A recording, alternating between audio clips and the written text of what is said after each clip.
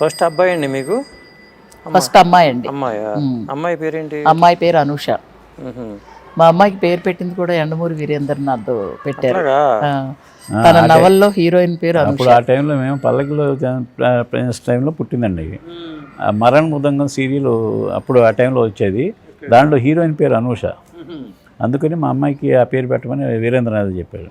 తనే పెట్టి అప్పుడు ఆంధ్ర భూమిలోనూ అందులోనూ కూడా ఒక చిన్న కాలం కూడా ఫోటో పాప ఫోటో, నెలల పాప ఫోటో వేసి 3 months బేబీ ఫోటో వేసి నా నవల హీరోయిన్ ఫస్ట్ పాప పేరు పెట్టిన ఫస్ట్ పాప అని చెప్పి తను వేశారు. అప్పుడంటే ఆ రోజు అనూష పేరు అనేది చాలా పాపులర్. మరణ మృదంగంలో హీరోయిన్ పేరు అనూష. అందుకని ఆ పేరు పెట్టమని. కానీ కొంతమంది అనూష అంటే పెట్టకూడదు, చీకటి అని అంటారు కొంతమంది, ఎక్కువ మంది. అంటే నేను నా కాదంబరి కిరణ్ కూడా ఏతో స్టార్ట్ అవుద్ది లెటర్.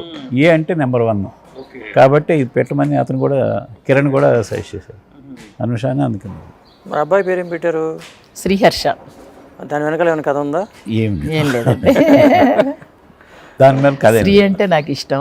ఓకే. హర్ష అనేది అప్పట్లో కొంచెం మోడర్న్ నేమ్ అనమాట. సో శ్రీహర్ష అని పెట్టారు. ఏం చదువుకున్నారు ఇద్దరు? తను కంప్యూటర్ సైన్స్ అండి. పాప వచ్చి B.Pharmacy చదివింది. వాళ్ళు ఎక్కడ ఉంటున్నారు ఇప్పుడు పాప వాళ్ళు?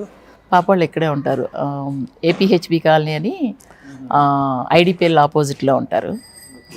బాబు మేము అంతా కలిసే ఉంటాం. మా కోడల్ని కూడా పరిచయం చేస్తాను. జస్సు మా కోడలు అండి. ఓకే. జస్వంతి. సీతా జస్వంతి. మనవరాలు. మనవరాలు పేరు పెట్టారు? శ్రీ ఆద్య. మరి మా అబ్బాయి, అదే మీ అబ్బాయి కూతురు. మీ అమ్మాయికి ఎంతమంది పిల్లలు? ఒక పాప. ఇద్దరు మనవరాలే. ఓకే. మా పాప వాళ్ళ అమ్మాయి జీవిక. ఇదిగో మా బాబు వాళ్ళ అమ్మాయి శ్రీయాద్య. ఇక వారసుడు రావాలి. వారసుడు కోసం నెక్స్ట్ వెయిటింగ్.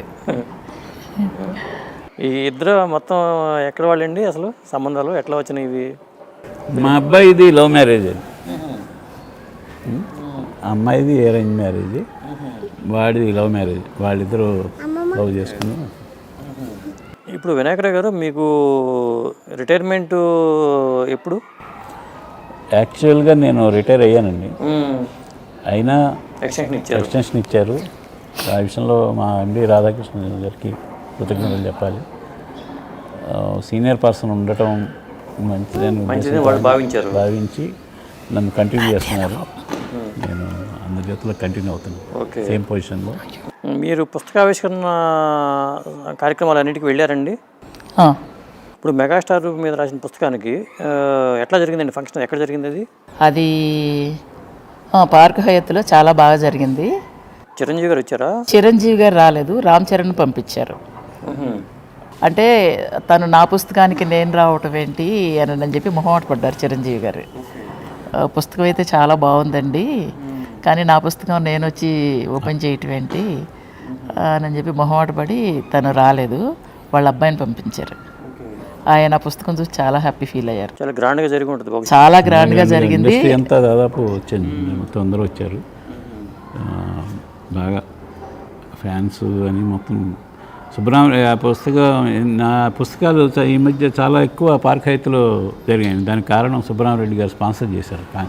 అక్కడ మనకి పార్క్ హైత్ అడిగిన వెంటనే దాసనాథ్ కానీ, కృష్ణ గారిది కానీ, చిరంజీవి గారిది కానీ, ఈ బుక్ అన్నిటికీ. మెగాస్టార్ ద లెజెండ్ అని పేరు పెట్టింది మీరే పెట్టారా, లేకపోతే ఎవరైనా సూచించారా? నేనే పెట్టానండి. మెగాస్టార్ లెజెండ్ అంటే దానికి ముందు రకరకాల కొన్ని పేర్లు అనుకున్నాను, కానీ ఇదే పేరు అయితే ఒక 4-5 పేర్లు అనుకున్నాను. యాక్చువల్గా అనుకుని ఇది బాగుంటుంది నేను చెప్పేసి వేసాను. ఆ బుక్ కవర్ పేజీ డిజైన్ చేయించింది మటుకు చిరంజీవి గారు చేయించారు. ఆయనే స్పెషల్ ఇంట్రెస్ట్ తీసుకుని కవర్ పేజీ ఆయనే డిజైన్ చేసి ఇచ్చారు. సినిమా ఫీల్డ్లో నెంబర్ 1 స్థానం మీద మీకున్న అభిప్రాయం ఏంటి? మా ఫీల్డ్లో నెంబర్ 1 హీరో అంటారా? ఇప్పుడు NTR గారు నెంబర్ 1 స్థానంలో ఉన్నారు. ఆ తర్వాత ఆ స్థానాన్ని చిరంజీవి గారు ప్రస్తుతం ఇప్పటికీ నెంబర్ 1 హీరోనండి. ఆయన తర్వాత ఎవరైనా మిగతా ఇప్పుడు ఏ హీరో అయినా సరే, మహేష్ బాబు కానీ NTR ఎవరైనా సరే నెంబర్ 1 హీరో అంటే చిరంజీవి గారిని వాళ్ళు కూడా అంగీకరిస్తారు.